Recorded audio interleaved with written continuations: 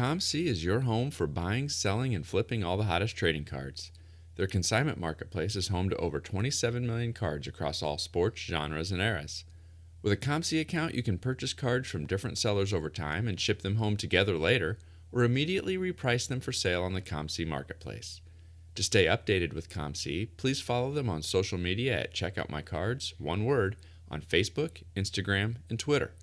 To learn about offers, promotions, and more at ComC, please visit blog.comc.com.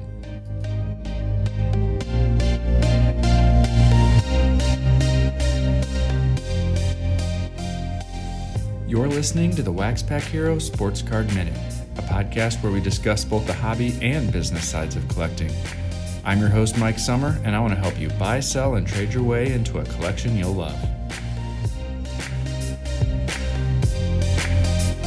Hello, everybody, and welcome back to the WaxPackHero Sports Card Minute. Today, our Super Collector series continues when I have a conversation with Eric Mace, and he is a super collector of Von Hayes cards. And that hits me right in the feels because Von Hayes was one of those guys that I was always seeing in my packs when I was collecting as a kid. Well, Eric has a Von Hayes super collection. We're going to learn why that is, how it got started, what he's been accumulating throughout all that time. So it's a great conversation with Eric. I think you're really going to enjoy it. But before we get to that, I'm going to spend a few minutes talking about one of my collecting activities, one of my hobby activities from this last week that's got me excited. Well, I'm recording this on Sunday. On Friday, I had a chance to pick up another large collection. It filled the whole back of my truck as well as the passenger seat, and it was going to be a lot to go through. It's a mix of older junk wax era, a little bit of vintage football mixed in there, and then some modern as well. But there's going to be a lot of junk wax era stuff that ends up in a Facebook lot, but I think there's going to be some good stuff. I ended up picking it up for about $500, and I decided to document the process of this collection and going through this collection on TikTok. I thought maybe that might be a way to generate a little bit of engagement on TikTok, and so that's the main platform I'm going to use to kind of share out what's been going on, and that's been off to a good start. I've made 2 posts so far that have gained me about 400 followers and has had about 13 to 15,000 views so far within just the first couple days. So if you go check me out at WaxPackHero on TikTok, you'll be able to see the posts that I've made up to this point and kind of see as I go along the way, as I sort some of these boxes, what I found inside, what buried treasure was uncovered in these boxes. So if that's something that interests you, go check it out on the WaxPackHero page that I've got on TikTok. I'll probably also post a little bit on Twitter, but the main series will be published on TikTok. I'm also excited this coming week because I should be hearing back from Underdog Collectibles on what the results of my first submission to them were on, the 5 cards that I submitted to them. We should be getting those back this week. I'm looking forward to that, getting those back from Underdog Collectibles. They're the online shop that's run by collectors for collectors that breaks new product every Tuesday, Thursday, and Sunday night. You can check them out at udogcollect.com to see what they're going to be breaking this week, or you can check them out in their brick and mortar store in Knoxville, Tennessee for their full selection of wax, singles, and you can even check out some of their breaks live right there in the shop. Check them out at udogcollect.com and tell them WaxPackHero sent you. Hi, this is Scott Spezio, and you're listening to the WaxPackHero Sports Card Minute. We are here for another part of our Super Collector series, and tonight we have Eric Mace who is joining us. And Eric has a unique super collection of a player, and I want to talk a little bit about this. It's somebody that I remember seeing in all kinds of my packs back in the 90s, and that is Von Hayes. So Eric has a super collection of Von Hayes, and we're going to get into all of that here. But first, I just want to say, Eric, welcome to the show. Thanks for having me. So Eric, I mean, this is the main topic that we're going to talk about. We've had some super collections of people who had refs in the background. We've had other super collections of people who have different focuses of their collection. Your focus is Von Hayes. Tell me about, where did that even start? I wish I had a really good explanation or pinpoint time in life, but I grew up in Eastern Pennsylvania, and back then, obviously, the Phillies were it. some of their games were on pay channels back in those days, so I didn't get to see everything. But my dad is a lifelong Phillies fan. My grandfather, the whole family run. So I grew up watching the Phils. And I don't know how or when it happened, but for some reason I saw Von Hayes and thought that guy is it. He's the cool dude. He's the guy I like. I want to imitate. To the point that when I first went to play what we called Biddy League, which was kind of a 7, 8-year-old baseball, after T-ball, before Little League kind of deal. I went for my first practice and we're warming up. I'm throwing the ball around and they give me a bat and I pick it up and I go to bat lefty, which to most people is a little odd. And they're like, no, no, no, you're supposed to do it the other way. And I think my mom stepped in and said, no, that's how he bats. And it was all because Von Hayes bat left through right. And at 37 years old, I still can barely bat righty. I spent all through high school, Babe Ruth, Little League, some old man Sunday leagues, still batting lefty because of Von Hayes. That's great. So Von Hayes, for whatever reason, stuck out to you as a player. Now, when you were young at that age, were you already collecting his cards at that point? Yeah, I was lucky enough. I had an older brother. He's 6 years older than me. So we're probably talking late 80s, early 90s is when it's starting. So I don't even know how exactly it happened, but I always had cards around from as long as I can remember. If I wasn't, if it was a Saturday afternoon, I was sitting around organizing cards, probably watching MTV at this, same time. And weirdly enough, both those things have guided my entire life one way or another. But yeah, always collecting cards. I didn't have a local card shop really per se in my town, but we had a farmer's market where there was a couple ongoing vendors who were always there. They quickly knew, even when I was like 4 or 5 years old, Von Hayes kid. So they would set cards aside. They still do when I go back to visit. Or if, back in the Rack Pack days, Von Hayes was on the front, they'd put that aside and, they'd probably charge me a quarter. It was always nice because by the time I got in, he was probably not as famous as he might have been in the mid 80s. But he wasn't a Ken Griffey or Mike Schmidt commanding high prices. So it was always easy for me to find his cards, collect his cards, and still do. So you were getting his cards even when you were young, but at what point did you decide that was going to be like a super collection? It kind of just developed. I remember throughout junior high and high school looking in the back of Tough Stuff, and you'd find dealers in there. And you'd write them a letter, say, here's what I'm looking for. Can you help me finish my checklist? And I found a couple guys around the country who would help me find, these commons and oddball regional cards of Von Hayes that I just never knew existed. I remember going to Cooperstown for the very first time when I was about, 11, 12. Went into the card shops in and around the town. I remember seeing, I think it was something like California sunflower seeds, some sort of food issue that had Von Hayes on. I'd never seen it in my life. I grew up in Pennsylvania. So there was more out there than I knew about, and the internet wasn't available. So I was just writing these guys to find it. And that kind of started. Then I'm trying to find all the different ones. And then eBay happened. I started on eBay in 1999, so I was about 14. So I quickly realized, hey, I could just type Von Hayes in here and see what comes up. And that really just opened up the gates to find the rare, weird, interesting, old, lost items. What are some of those more interesting or more unique items? I know there's all of the main flagship ones or some of the food issue ones. What are some of the more unique ones that you found? In terms of cards, everything from, most of them aren't very rare. There's things like the minor league stuff that was hard to find in the late 90s. But as I got older, it's pretty common to come by now. There's some test issues like 85 Tops. I was talking with someone today. There's 85 Tops Mini. I believe they think there might be 100 made of them, and there might be 2 different backs.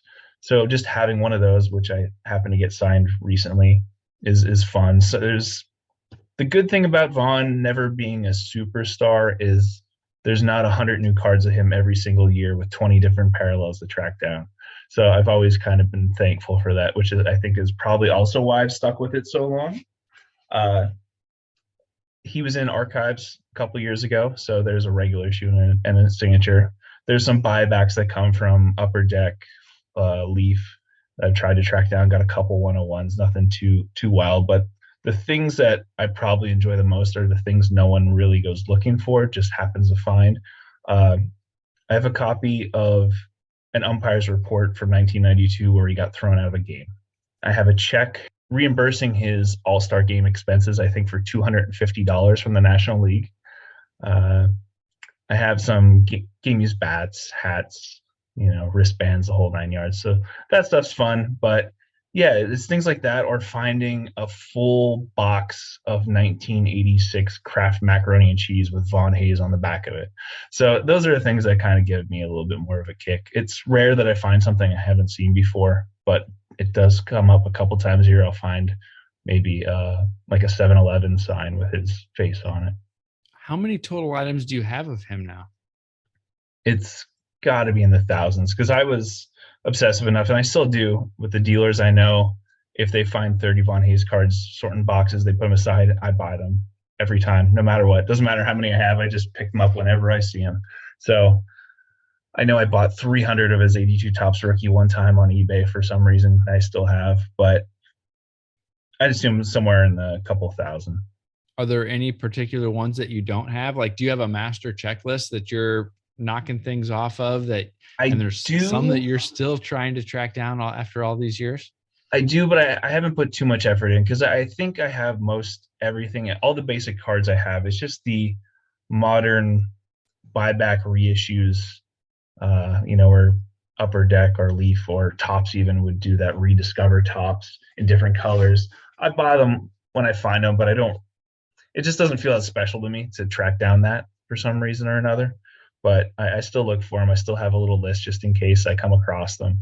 But now at this point in my life, it's about finding the unique items, trying to find game used pieces and just strange pieces of paper that might have some relation to his career, like Topps contracts. For a couple of years, Topps was selling their extensions and signed agreements on eBay. So I fortunately picked up 3-4 of those. Not all of them. I ended up missing one I remember, but stuff like that I love chasing.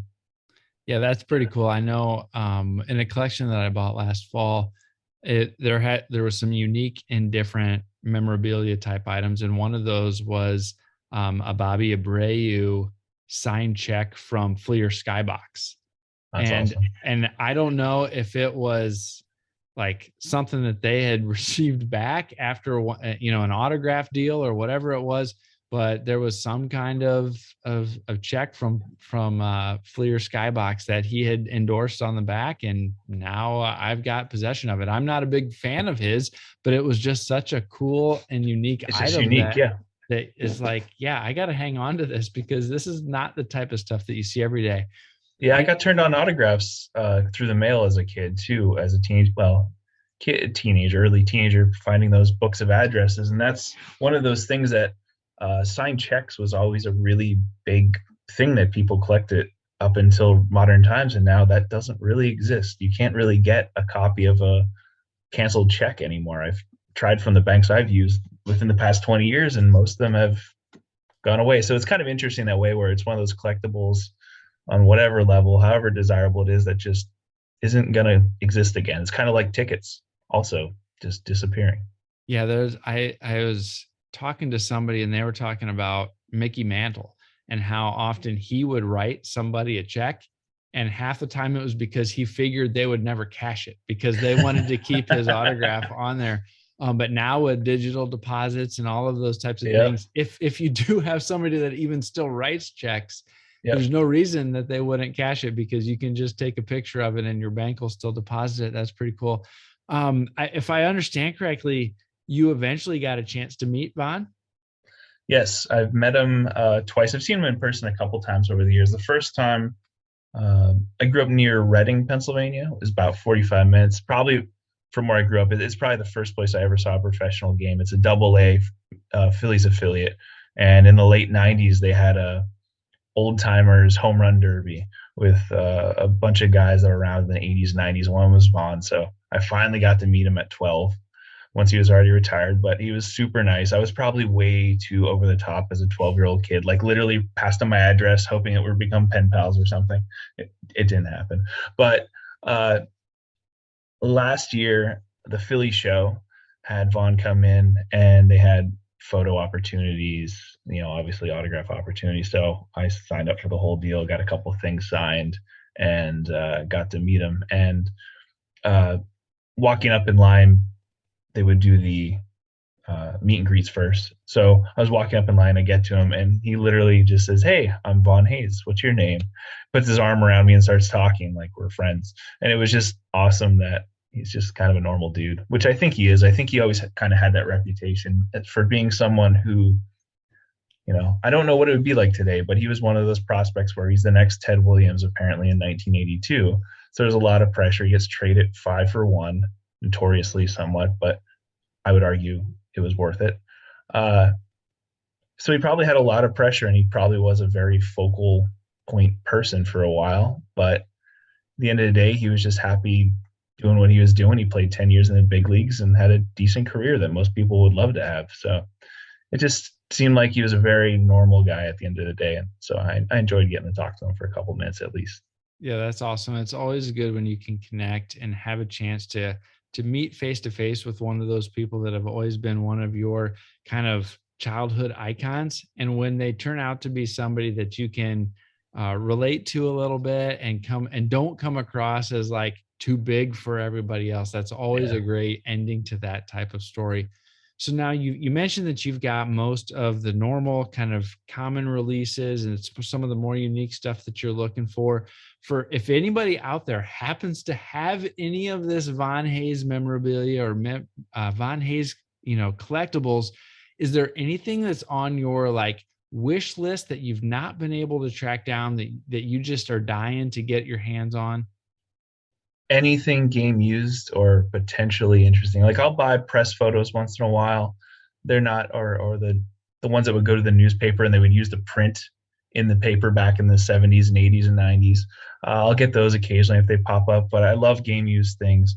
I've got 8 bats so far, 6 different models. I'm sure there might be more out there. I don't know. I remember seeing somewhere in high school that someone had allegedly his all-star game bat. He only had one all-star game. So if that's still floating around somewhere, I'd love to find it. I do have a couple batting practice jerseys, which is a style I love. I don't know. I'm geeked out on the look of the 80s jerseys, from the powder blues to the practice jerseys were solid maroon with white. So I have a couple of the practice jerseys. I'd love to find a powder blue. That I think is the most iconic Phillies jersey of my lifetime. So that's definitely a to-do. Of course, though, regular white and maroon pinstripe would be cool too. But a powder blue jersey is definitely number one on my list. Well, if anybody out there has come across any of that stuff, or where you might be able to find some of that stuff, reach out to me, reach out to Eric. I'll have all his contact info in the show notes. Let him know so he can track that stuff down. That's pretty awesome. Appreciate it. Now, this is a pretty cool collection. I love these super collections of folks that aren't necessarily mainstream big time superstars, but that's not the only kind of challenging project that you've put together. Talk to me a few minutes about this effort that you put together to track down an autographed set of 1989 Topps. Again, it dates back to price guides. Somewhere again in the late 90s, early 2000s, I guess it was, there on the back cover of Beckett, I think it was, there was auction results showing you what crazy things have been sold and found. And I think someone from Mr. Mint selling off, or had auctioned off, signed complete sets from the 1950s and 60s, which I thought was just mind-blowing. I can't imagine what something like that would be today and how much interest and value. And I thought, well, that's a pretty cool idea. I had the Jack Smalling Handbook, which was a published book that would track players' home addresses in the pre-internet days. And I thought, well, what's a set I could work on that I could potentially do? Of course, it had to be something from Von Hayes' era, and then guys who I definitely collected as a kid, and people that I watched and knew something about. Not that I could see every baseball game back in 1989. You didn't have that ability, but I collected all those cards a million times over. So I landed on 1989. That, and probably that there wasn't a Ken Griffey card yet in that set, which as a 19-year-old, I thought there's no way I'm ever getting Griffey. So I'll go with that set.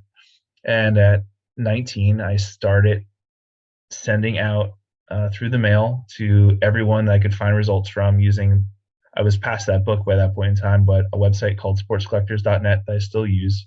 I believe it's like 15 or 20 bucks a year, and everyone shares their through the mail replies. So you can kind of get an idea of who's going to respond. And it just started chipping away like that. I spent a couple years.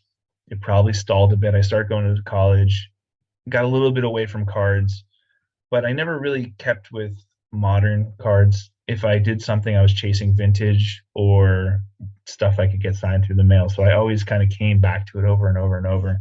And then in the early 2000s, I started getting a little bit deeper into it. Into the teens, I got out of school, grad school, and had a little bit more money, barely, that I could start kind of buying a couple on eBay every now and then. And as it got later into the past couple of years, all of a sudden that list is shrinking down, and I'm down to like 10. I'm watching for signings here and there because some of them were always accessible, but it was just getting yourself to pay for it.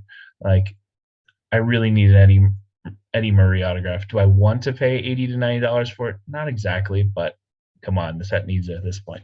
So it was doing those until I can finally get to the end. But it was fun. I shared it on Twitter on New Year's Eve this past year, and I've never had a bigger interaction in my life. I think SABR Collectors, or I'm not sure what the sub account is, shared it, and I think I got hundreds of interactions. It was really, really wild. I don't have any particular focus on my Twitter, but talking about work-ish type things with music, and then baseball cards, because that's most, and racing these days.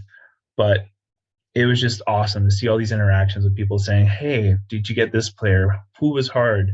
Could I see this one? Do you have a certified of this guy?" And it was just fun seeing all the interactions. Unfortunately, I was packing to move at that very time, so I didn't have a lot of the slabbed autographs from the set, but it was still fun going through, people asking to see certain guys and going and taking photos and sharing it. And so, as I understand, you're down to just needing one more to complete that set. Is that right? I thought I had it complete. Someone pointed out rightfully that the Gary Carter League Leaders, that's the number 3 card, is most definitely probably fake. Okay. So I'm looking to replace that now. I've been watching eBay. Nothing has seemed to pop up quite yet. The regular card is always a little bit easier than the subsets. I did meet Gary Carter once. Unfortunately, everyone always has really great stories to tell about him. I didn't find the interaction that positive. It felt more like a transaction, just meeting him at a ball game than anything else. But I got some cards signed by a future Hall of Famer. Actually, I guess he was already probably a Hall of Famer at that point. And I just didn't get that one signed because I thought I already had it. Of course, as I got older and I have a better eye for these things, I'm starting to pick up. And I'm sure there's probably a couple other that have slipped past me. I don't claim to be perfect on that. But a lot of the bigger players and tougher players, I tried to buy slabbed. There's just, even in vintage these days, I don't want to buy a Mickey Mantle unless it's slabbed, because unless I know the person, they've had that card for decades, I'm afraid that fakes are just too easy in all aspects of the business. So I fortunately have like the Nolan Ryans and the Ricky Hendersons and those types. But one that I always thought would be more challenging, but I fortunately found kind of early on, was Bo Diaz, who unfortunately was killed in an accident in 1990. And so the time for him to sign that card was probably a year and a half. I just happened to find one in a lot, but it sent it to PSA DNA and it worked out. So yeah, that's what makes those types of projects very challenging. I know I've seen some people try to do the same thing with 86, which was the first year I collected, and that's why it kind of stood out on my radar, and on through kind of that junk wax era. And it's becoming more and more challenging because some of those folks are in that situation where they've passed away or are getting to that stage where they're no longer going to be able to sign anymore.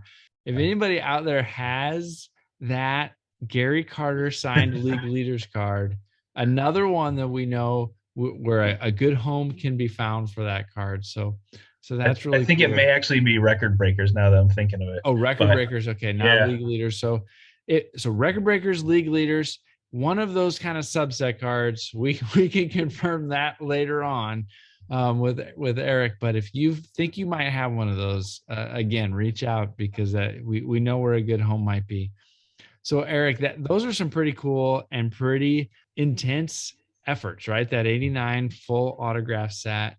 Von Hayes, not necessarily one of the high popularity players. It's not always easy to find some of those more obscure cards of food issue cards of some of those players that aren't necessarily superstars. Pretty challenging stuff. It sounds like you've got a lot of them. There's a few that you still may be interested in getting.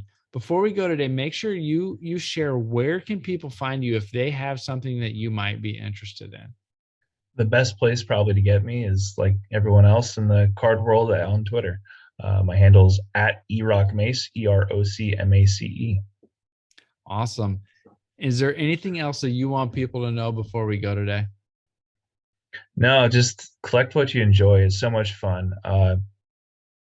Past couple of years, I had some real down moments hit me in life, and it kind of refound my love for collecting because it was an outlet. It was something fun to kind of get lost in.